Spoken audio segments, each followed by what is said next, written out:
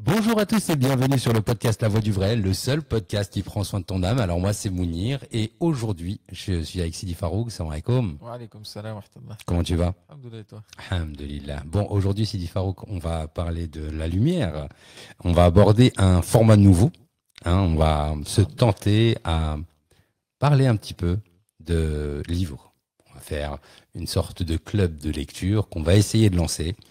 Et aujourd'hui, on a décidé de parler du livre intitulé La Voix blanche par l'éducateur spirituel Sidi Mohamed Fawzi, qaddasallahu sirrahu, et traduit en français par Adrien Zapata.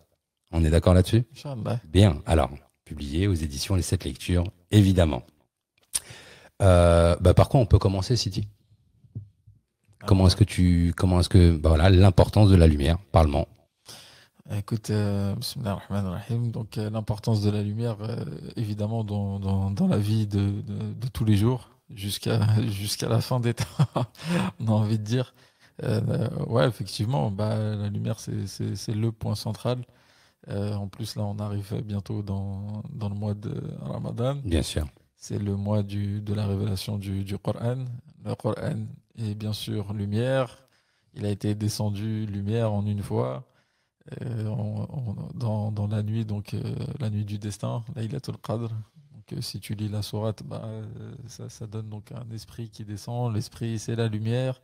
En fait, on est toujours dans la lumière et en plus, il a été descendu à la montagne de la lumière, donc Subhanallah. Jabal al-Nour, donc par un ange. Donc les anges sont faits de lumière. C'est dingue en fait. Donc ouais, en fait, on tourne toujours en fait autour de la lumière, quoi. Avant de commencer la lecture, ou en tout cas l'essai de discussion autour de compréhension, il ne s'agira évidemment pas d'un commentaire. Avant de commencer, j'ai quand même envie que tu essayes de me dire pourquoi est-ce que pour toi aujourd'hui c'est une évidence, la lumière est une évidence, on en parle partout dans notre tradition, partout dans notre religion. D'ailleurs là tu as parlé de Jabal Nour, Al-Qur'an Nour, qui est descendu par un ange qui est un être de lumière. Pourquoi est-ce qu'on n'en entend pas parler en fait?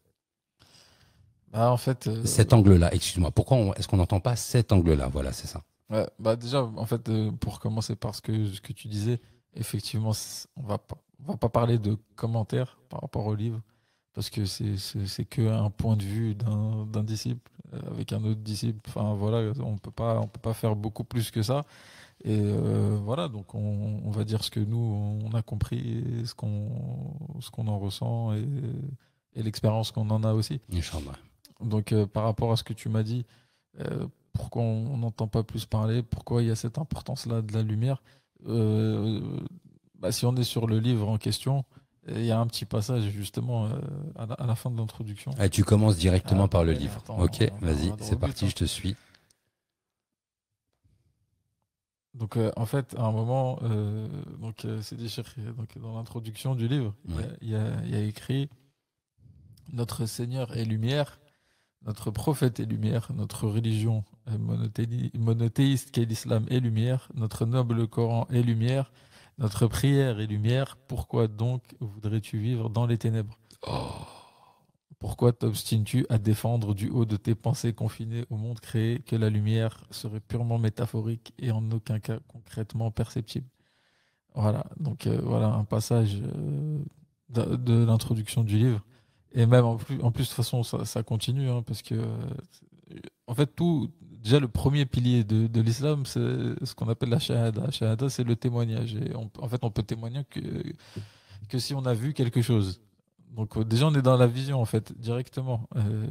On n'est pas juste dans la parole de dire la ilaha c'est illallah. pas On dit, ouais, l'attestation de voilà. foi, c'est le témoignage. Voilà, On est d'accord. c'est ashhadu. Mhm. Voilà, donc voilà. Donc c'est j'ai témoigné de. Donc c'est que j'ai vu quelque chose, j'ai vu ce qui s'est passé. Donc eh bien, j'ai vu que je témoigne de ma vision qu'il n'y a de Dieu qu'Allah. Donc c'est que Sayyidina Mohammed est le messager d'Allah. C'est quelque chose qui a été vu. Et c'est pour ça que donc on dit à chaque fois on souligne l'importance de la lumière. Et voilà, l'esprit est lumière, les anges sont lumière, la prière est lumière. Et donc on a le verset de la lumière. Tout ça, en fait que normalement, on devrait tourner que autour de ça. Et en plus, quand je dis, tout à l'heure, quand je l'ai dit, et puis ça m'est venu aussi à l'esprit, j'ai dit, bah, ça tourne autour de ça. Bah, normalement, les musulmans, ils tournent autour de la Kaaba. Et en fait, la Kaaba, en fait, c'est lié de la terre jusqu'au septième ciel. En fait, c'est l'anse solide. En fait, ça va jusqu'à Bayt el-Ma'mour. Donc, tout ça, en fait, c'est que de la lumière. Donc, à chaque fois, en fait. Et donc on tourne vraiment autour de cette lumière, en fait, tout simplement.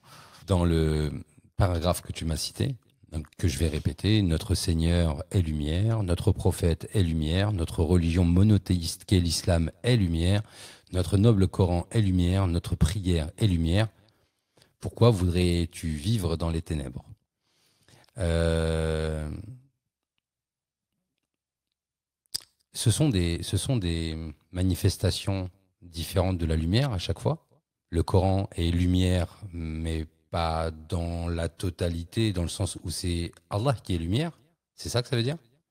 En Ou fait, est-ce que ça veut dire quelque chose de plus élevé encore? bah, en fait le Coran, nous, donc on dit que c'est la parole divine. Mmh, Donc la parole divine, donc c'est un attribut en fait divin. mmh. Et quand on dit que Allah est lumière, là donc on parle de Allah, donc son nom transcendant. Là on parle en fait de l'essence divine en fait.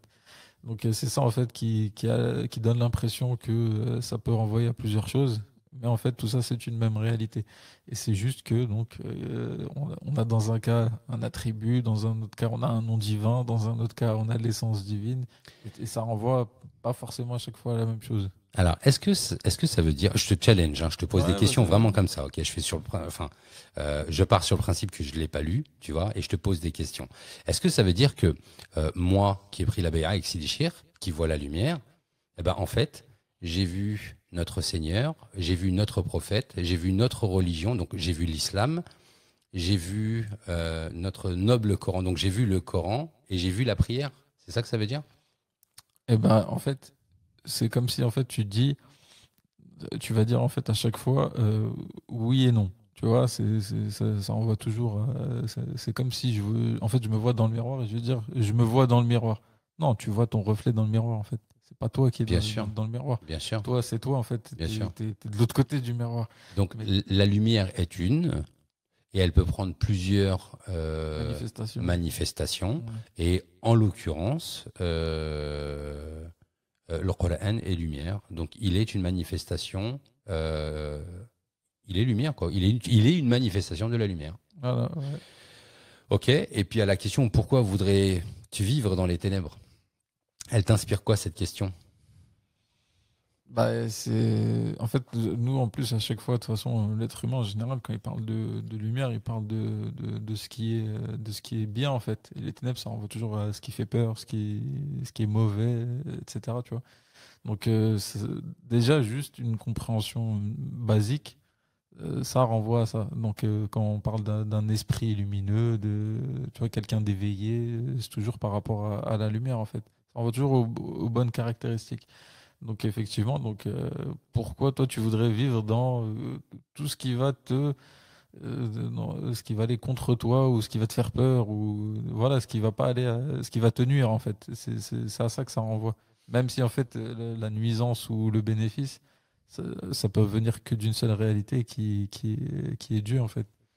Et donc le fait de vouloir vivre. Donc je reste toujours sur ces questions, hein. Pourquoi t'obstines-tu à défendre du haut de tes pentes? Non, c'est pas celle-ci. La question a été précédente. C'était pourquoi donc voudrais-tu vivre dans les ténèbres? Donc en fait, si je comprends ce que tu me dis que la lumière, elle est sakina, la lumière, elle est rahma, elle est tout ce que l'homme voudrait tendre, j'allais dire naturellement, et, et tout l'inverse de ce à quoi l'homme voudrait tendre naturellement, c'est-à-dire euh, les passions qui seraient non naturelles, entre guillemets, ce seraient les ténèbres. En fait, c'est toujours pareil. Les ténèbres aussi, ça renvoie par exemple à l'ombre, tu vois. Et la lumière, en fait, c'est par la lumière que tu peux voir, par exemple, une ombre, comment elle est faite, en fait. Et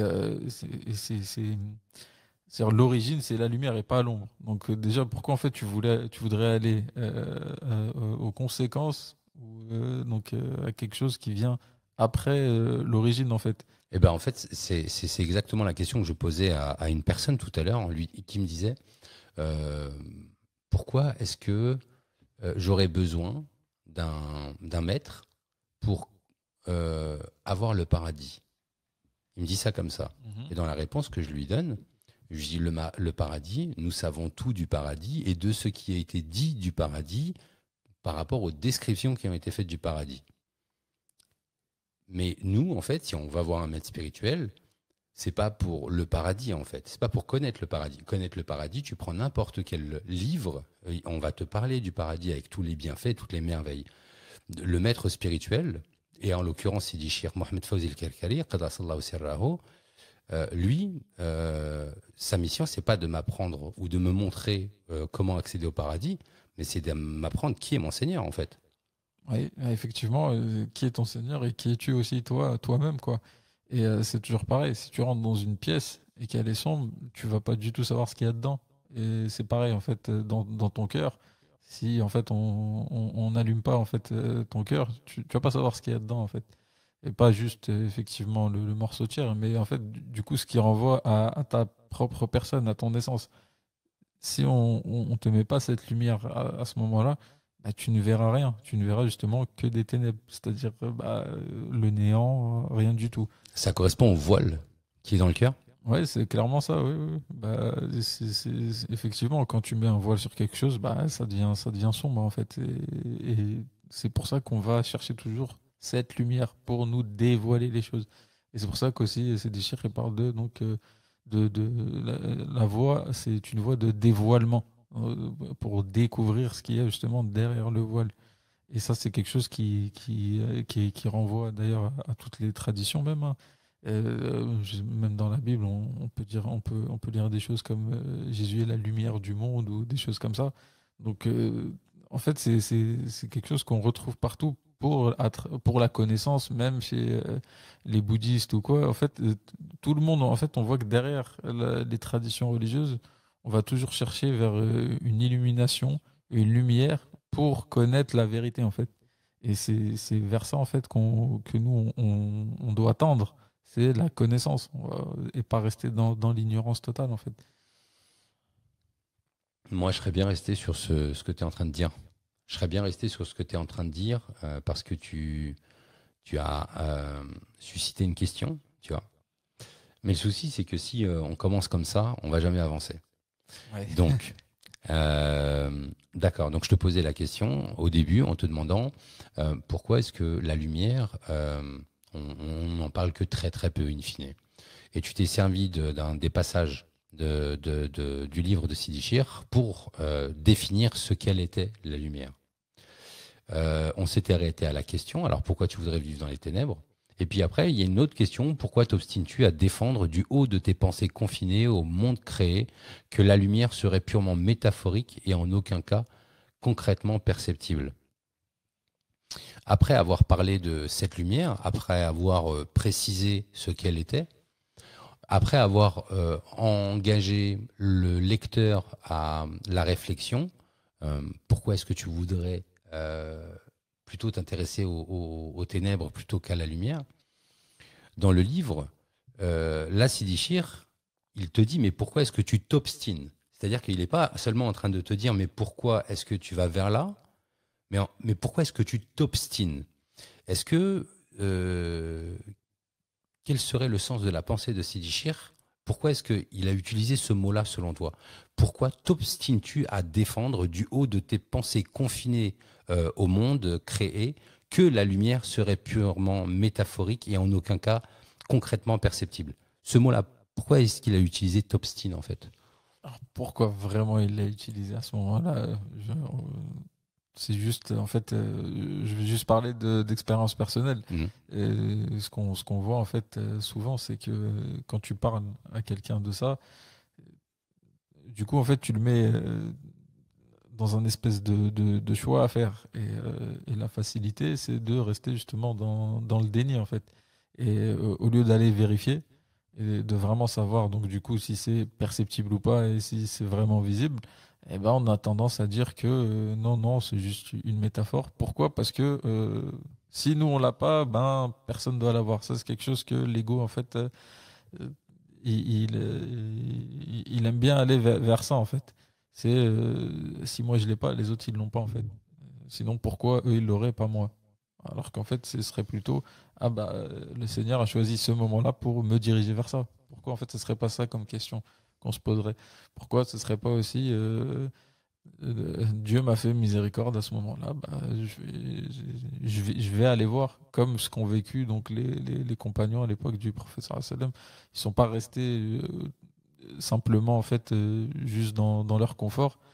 Le prophète sallallahu alayhi wa sallam il est arrivé avec quelque chose de concret.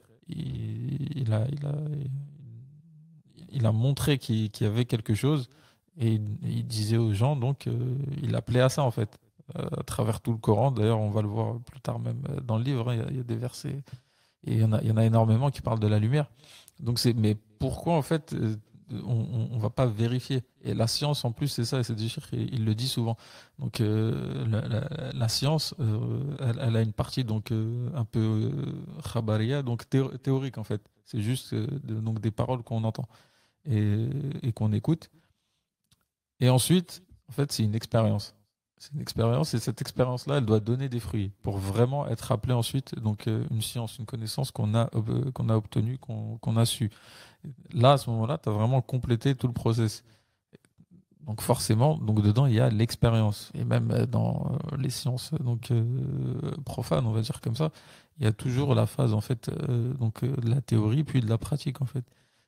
Donc à un moment donné, il faut se lancer, faut aller expérimenter la chose pour savoir si c'est vrai ou pas. Sinon, en fait, on va juste rester à du blabla inutile. Et on en revient au fait aussi de la shahada. Il faut pas que ça reste qu'une parole. C'est la shahada, le témoignage. On en revient toujours pareil à une expérience personnelle, visuelle. Il faut arriver à ça. Ça, c'est quelque chose qu'on retrouve de toute façon dans toute la tradition soufie que ce soit après même musulmane ou dans toutes les traditions religieuses, parce que de toute façon l'origine elle est unique. Hein. Le verset qui dit Inna dina indallahi l'islam, la religion donc auprès d'Allah est certes l'islam, mais il faut pas le prendre dans juste le mot comme on le comprend, la religion islam. C'est vraiment en fait le sens profond. L'islam, c'est donc la soumission dans la paix avec son Seigneur en fait et de cette unicité divine.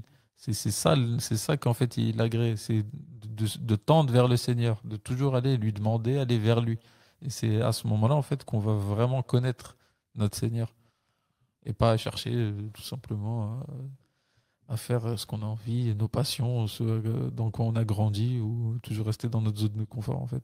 Donc c'est facile pour une personne qui veut éloigner un groupe, un peuple de la lumière, de ne pas lui en parler.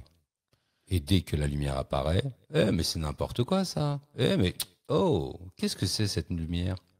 Mais il y a même il y a plusieurs choses. Il y a ça et il y a aussi ah oui, la lumière, oui, effectivement, oui, mais d'un point de vue métaphorique.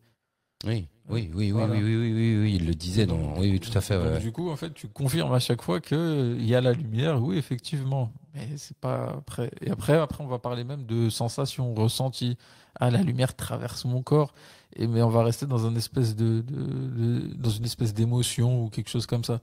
Alors que là, justement, c'est des chers, il appuie sur le fait que non, c'est pas juste ça. C'est tout ça plus en fait le fait d'abord d'être visible.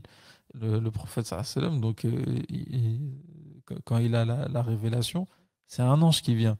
C'est concret en fait. Même ça, donc ça reste ça reste l'exemple en fait. Il voit quelque chose de concret lors de la révélation. On a toujours le même exemple à chaque fois.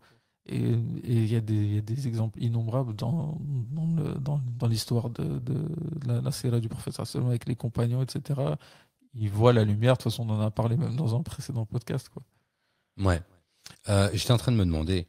Tu faisais allusion tout à l'heure aux autres traditions qui parlaient toutes de la lumière ou qui avaient toutes ce champ lexical pour parler de quelque chose de très élevé et d'une quête très élevée. Tu faisais référence, je crois, au bouddhisme, c'est d'eux dont tu parlais? J'ai parlé d'eux et dans la Bible aussi, tu Oui, trouves voilà, ça? et dans la Bible, effectivement. Ouais, bah, clairement. Et en Hein. fait, ce que tu dis, en fait, pour moi, c'est une preuve supplémentaire du Coran, en fait. Parce qu'on sait que le Coran est venu confirmer les livres qui sont venus avant. On sait qu'on a des messagers qui sont inconnus de tout le corpus islamique, qui sont arrivés en tout temps et en toute époque et en tout lieu. Car chaque communauté a été informée, a été avertie. Donc pour moi, subhanallah, rien que quand tu dis oui, la lumière est dans toutes les traditions, pour moi, maintenant que je lis la lumière avec le vocable de Sidi Chir, bah finalement, ça apporte une confirmation de plus de la véracité du Coran. Bon, ça c'était un bel avant-propos. Ouais. Tu as envie de continuer par quoi? Est-ce que par quoi tu veux continuer, Sidi? Bah, on va suivre, je pense, au début déjà la trame du livre. Hein, après, donc l'introduction, on a donc un avant-propos et ça commence à être donc découpé en plusieurs parties. Et d'abord la lumière dans le Coran. Donc là, on a plein de versets hein, sur lesquels de toute façon on pourra s'arrêter. Je pense peut-être. On y va maintenant. Ah ben je sais pas en fait. Oui, donc tu l'as dit, donc l'avant-propos, la lumière dans le Coran, la lumière dans la Sunna. Ouais. Donc il va y avoir toutes les occurrences, notamment de la lumière dans le Coran.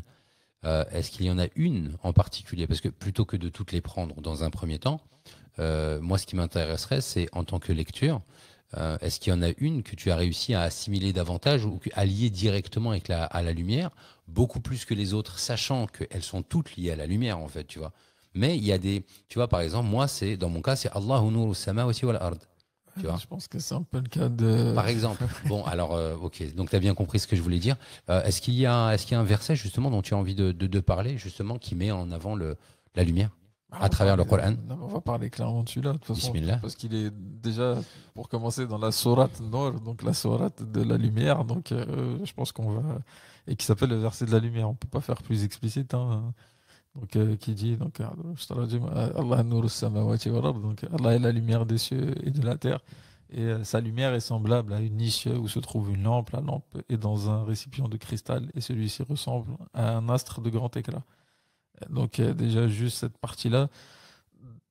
Après le pacte, donc c'est des chiffres, donc il nous renvoie à l'exemple de la lumière. Donc qu'on puisse aborder justement cette question donc de la ressemblance pour arriver et nous renvoyer au hadith donc qui nous dit donc que l'ihsan, l'excellence, c'est d'adorer Allah comme si on le voyait. Donc on est toujours dans ce comme si, donc toujours cet exemple en fait. Donc et ben là c'est comme si tu le vois, bah, comme si tu vois sa lumière en fait. Et donc et avant c'est précédé donc de tu adores Allah. Donc l'adoration elle est dans un sens, c'est pas juste aussi la prière, même si donc la prière est lumière également, le jeûne est lumière, etc. Mais c'est aussi dans t'adores en fait dans ta vie de tous les jours. Normalement, l'objectif c'est que n'importe quel acte que tu fais, même quand tu es avec ta femme, tes enfants, et peu importe ce que tu fais, peu importe avec qui tu es, tu es toujours en fait dans cette adoration du Seigneur. Et justement, si tu as ce lien de la lumière dans ta journée de travail, au moment où tu rentres chez toi, et après au moment où tu pries, etc., et ben à ce moment-là, tu as vraiment ce lien avec le Seigneur. Et là, tu l'adores comme si tu le voyais. Parce que tu es toujours.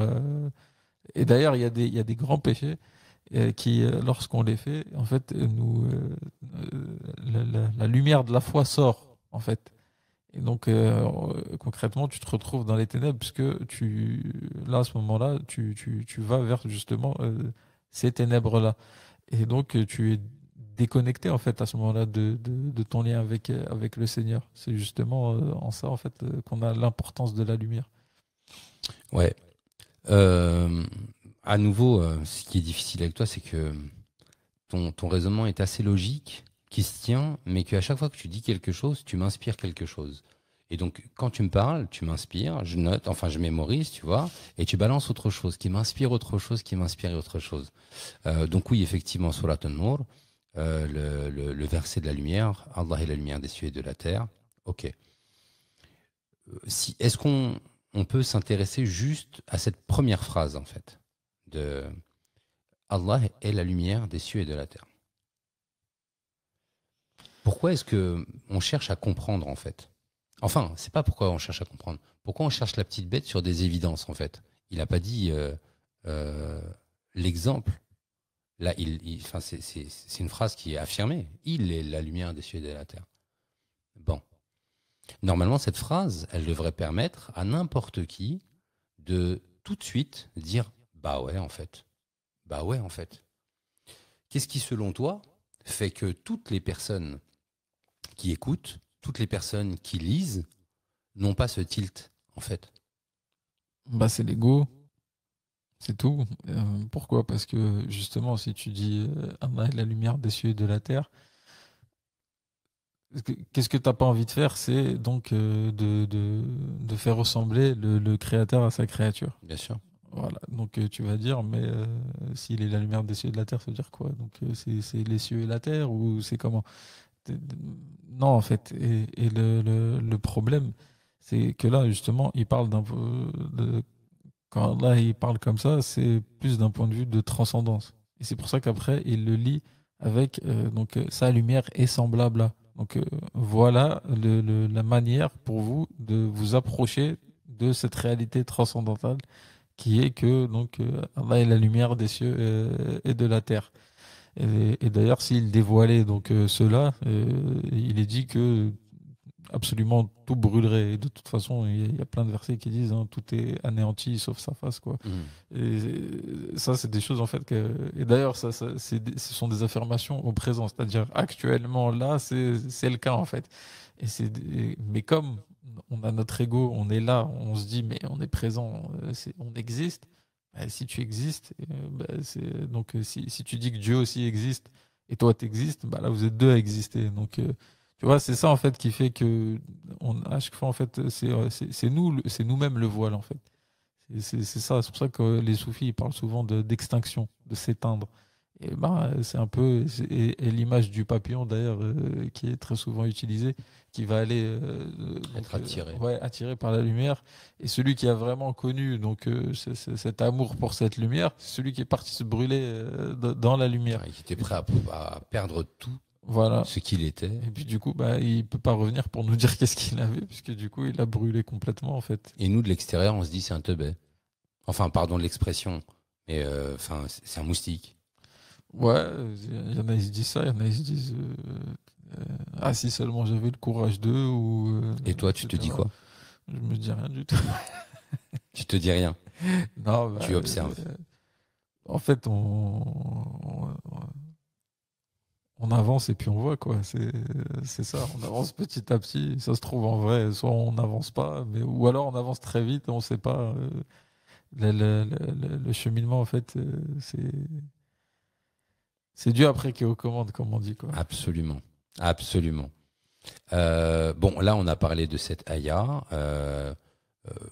pour illustrer le fait que des références à la lumière dans le Coran, c'est pas ça qui manque. Et d'ailleurs, on vous donne la plus évidente des ayahs, dans la plus évidente des sourates, dans le plus évident des livres. Ouais, non, mais d'ailleurs, en plus, au début de la sourate Nour, c'est déjà qu'il le rappelle souvent.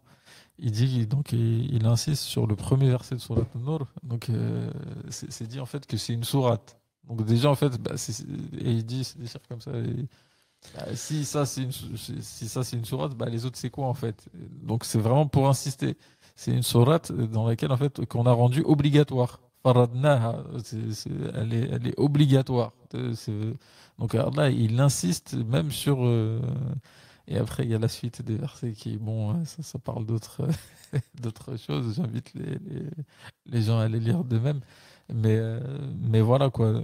Dès le début de sourate Nour, on a cette espèce de confirmation, d'affirmation, d'importance de cette sourate par rapport aux autres. Donc, qui est la sourate la lumière. Et après, donc, on retrouve le verset de la lumière qui nous envoie après donc un id, une permission avec d'élévation, etc. C'est incroyable. Bon, Coran, c'est bon.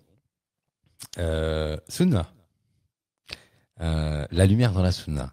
Tu vas essayer de me parler d'un des hadiths qui est pour toi le plus évident, ou en tout cas qui exprime avec le plus de profondeur, de force et de simplicité la réalité de cette lumière.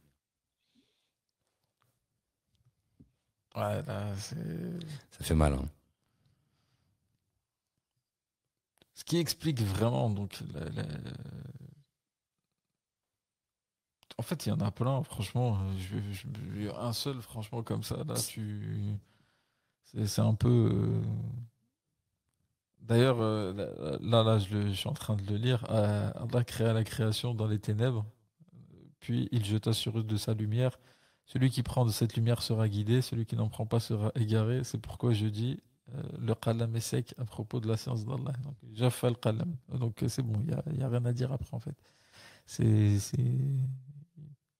On peut que demander à Allah de faire partie de ceux qui ont reçu de cette lumière, tout simplement. Mais pour parler de la lumière, donc il y a l'invocation que le prophète sallam disait donc à chaque fois qu'il se rendait à la mosquée. Oh Allah, met dans mon cœur de la lumière, sur ma langue de ma lumière, dans mon ouïe de la lumière, dans ma vue de la lumière, dans mon âme de la lumière, devant moi de la lumière, au-dessus de moi de la lumière, en dessous de moi de la lumière. Oh Allah, grandis-moi cette lumière. Bon, ben voilà. Il donne même des directions ensuite. C'est-à-dire, devant moi, il y a de la lumière. Derrière moi, il y en a. Donc, c'est visible, en fait. Et à la fin, qu'est-ce qu'il devient? Il devient lumière. Entière. Ah, exactement. Voilà. C'est lui le Siraj al-Munir. Hein, voilà. Ouais, voilà. Bon, allez. Je t'ai compris. Ouais. Ouais. Moi, il y en a un qui revient souvent à chaque fois que je dois parler de la lumière, si on pose des questions, tu vois. Mais je crois qu'il n'est pas dans ce livre, en fait. Il me semble ne pas l'avoir lu. De quoi? Il y a Anas. Est-ce que tu vois la lumière qu'il y a entre les mains de ces... Oui. Il y a celui-là, et il y a toujours dans la sira du prophète, alayhi salatu wassalam, bon, je m'éloigne un petit peu parce que bon, ça fait partie de la sira, mais le fait qu'il ait été vu avec une lumière jaillissante de son front au point d'éblouir les yeux de sa mère maternelle, de sa mère adoptive. Moi, ce sont des occurrences de la lumière qui m'ont marqué, en fait. Et à nouveau, je me dis, mais pourquoi après tout ça, pourquoi les gens n'y croient pas, en fait? Non, pourquoi les gens s'obstinent? Pour reprendre le terme de Sidi Cheikh. Ouais, c'est Jaf al-Qalam. Alors, Jaf al-Qalam, c'est très intéressant, en fait. Est-ce que ça veut dire que il n'y a plus rien à dire à ce sujet parce que toutes les sources qui sont à votre disposition sont suffisantes pour... non pas sont suffisantes et complètes et totales pour vous permettre de comprendre? Ou est-ce que c'est ça y est... enfin, non, pas ça y est.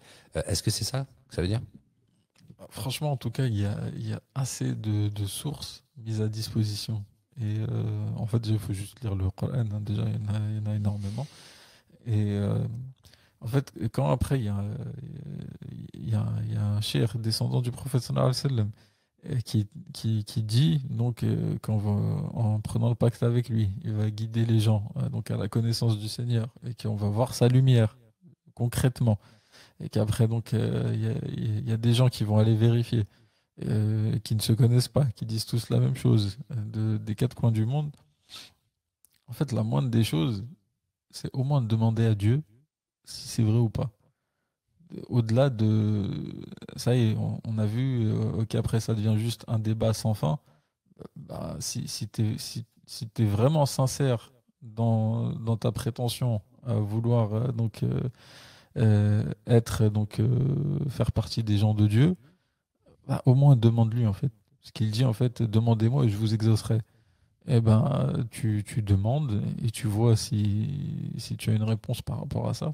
Donc, Ça vaut le coup de demander, en tout cas, de prier pour demander si c'est vrai. Juste ça, en fait. Parce que c'est quelque chose, en fait, qui va regarder que toi et personne d'autre. Et personne même ne pourrait même le savoir, en fait. Ça n'engage à rien vis-à-vis de quoi que ce soit. Même si tu penses perdre je ne sais quoi, ou que la nef te joue des tours, ou que Shaitan te joue des tours, ou peu importe, si tu te retrouves seul chez toi à faire 2 unités de prière, et donc salat istikhara, la prière de la consultation, ou même si t'es pas musulman, tu dis oh mon Dieu, si c'est vraiment vrai, donne-moi un signe ou quoi que ce soit, ben, en fait ça coûte rien quoi. donc, en fait, tu es en train de dire que les personnes qui écoutent, les personnes qui lisent, les personnes qui reçoivent d'une façon ou d'une autre des émanations de cette lumière, parce que s'ils demandent à leur Seigneur, c'est qu'a priori, ils en ont entendu parler, quoi, en fait, et qu'ils ont des doutes, etc. Donc, en fait, tu es en train Même de leur si t'as pas de doute en vrai. Si c'est pas une histoire d'ego, si t'es vraiment sincère, tu demandes. Même si, genre, pour toi, ça fait aucun doute, normalement, mais juste qu'il y ait quelqu'un qui prétende ça, demande si c'est vrai. En fait, fais pas comme si c'était toi le savant. Non, reviens au vrai savant. Le alim, c'est Allah, c'est pas toi. Tu vois, c'est dans ça, en fait. à l'image de Sayyidina Ibrahim, alayhi salam. Oui, voilà. Aréni, montre-moi comment est-ce que tu redonnes la vie Oui, à l'oiseau, c'est ça? Kayfa tuhyi al-mawta. Donc, Voilà. Donc, si je me souviens, euh, liyatma'inna qalbi. Voilà. il est l'ami intime Du Seigneur. du Seigneur, et malgré tout, il dit pour que mon cœur se rassure, Ouais, montre-moi comment tu fais. ouais, c'est ça. Bah, et voilà, tout simplement. En fait, toujours revenir au Seigneur, c'est aussi simple que ça. C'est vraiment s'humilier devant le Seigneur. Et au début, en fait, ça n'engage que toi, en fait. C'est quelque chose d'intime. Donc, même des gens qui sont complètement athées ou quoi que ce soit, en fait, ils pourraient le faire. Juste par curiosité. S'ils sont vraiment sincères dans ce qu'ils prétendent et ce qu'ils disent, ça coûte rien en fait. Et vois ce qui se passe. C'est tout. C'est aussi, je sais pas, c'est simple. C'est pas, ça demande rien d'extraordinaire en fait. Ouais, en fait, c'est pas du tout une trahison de leurs propres valeurs, c'est pas une trahison de leur propre groupe, c'est pas une trahison de leur propre. La seule trahison, c'est la trahison de leur propre personne et de leur Seigneur jusqu'à présent. Donc en fait, il n'y a pas de problème, quoi. Je veux dire, tu n'es pas musulman. C'est pas parce que tu vas demander à ton Seigneur, est-ce que c'est une réalité, Ouais, avec insistance, que tu auras fait quelque chose de mal. Parce que les gens jouent beaucoup sur la culpabilité, en fait. Mhm. Tu vois, ah bah non, nous on est comme ça depuis des générations. Ah bah non, regarde ton père, on t'a pas élevé dans Mhm. ça, etc., etc. Et Mais tous les groupes appellent à la vérité en fait. mm, Il n'y a aucun groupe qui dit en fait ah, on cherche pas la vérité, puisque ce nom de la vérité, il est universel. C'est juste pour pas dire Dieu en fait. On dit la vérité. Et nous, c'est un des noms divins, le haqq, bien tu sûr, vois. bien sûr, bien sûr, Donc, bien sûr. on dit le vrai. Bah, cherche le vrai. Qu'est-ce qui est vrai? Voilà. Et donc, Et- demande si c'est vrai. Regarde, dis-toi à un moment donné, ah, je sais pas s'il y a vraiment quelque chose au-dessus de nous. Montre-nous si c'est vraiment vrai. Voilà, c'est tout. Oh mon Seigneur, place-moi sur la voie du vrai, Ouais, c'est ça. la voie du vrai. Ou montre-moi la voie du vrai, la Non, voie mais blanche. oh, ça veut dire, Bah permets-moi oui. de participer au podcast La Voix du Vrai. C'était une petite allusion à cela. Bah, moi, Et j'ai renvoyé aussi effectivement, vers la voie blanche. c'est un des objectifs derrière ce podcast. Ça fait déjà un bon moment qu'on est en train de parler du Coran, qu'on parle de la Sunna, des différentes traditions. Ouais, Ouais, non, je pense qu'on la prochaine fois, on va plus voilà. détailler. Ouais. Je pense que la prochaine fois, on va pouvoir parler cette fois-ci en suivant le fil conducteur du livre. Euh, c'était non, c'était la lumière dans la Sunna cette fois-ci. Non, C'était la voie image- blanche dans la sunna. Ouais, voilà. Voilà, c'est ça, la voile blanche dans la sunna. Après, on va pas s'interdire de revenir peut-être sur certains. Bien sûr, versets. bien sûr, bien sûr. Et ben, en aparté, je te poserai quelques questions parce qu'il y a une question que je voulais te poser tout à l'heure au cours de l'épisode Ouais. et que je me suis dit, attends, ça, il va falloir revenir dessus plus tard. Et donc, c'est un privilège que je vais avoir aujourd'hui, avoir un cours particulier de la part de Sidi Farouk. T'as aucun cours de ma part. Sidi Farouk, je te remercie avec encore beaucoup de comment est-ce qu'on pourrait dire ça? De rien du tout. D'insistance. Oh, c'est bon. Beaucoup d'insistance, c'est le mot que je cherche. Merci beaucoup de t'être déplacé. Merci beaucoup d'avoir fait ces efforts. Merci Et à toi surtout. Hein. un grand plaisir de te recevoir. Et Inch'Allah, on va profiter de ce mois de Shaban et du mois de Ramadan pour pouvoir continuer à parler de la lumière, hein, selon le Coran et la Sunna, comme certains diraient. Ouais, voilà. N'est-ce pas? Bon, chers amis, nous sommes arrivés au terme de cet épisode. C'est ainsi que nous allons conclure cet épisode par la plus belle des salutations. Cette salutation est celle de l'islam. Salam alaikum wa rahmatullahi wa barakatuh. Alaykoum salam. Salam alaikum.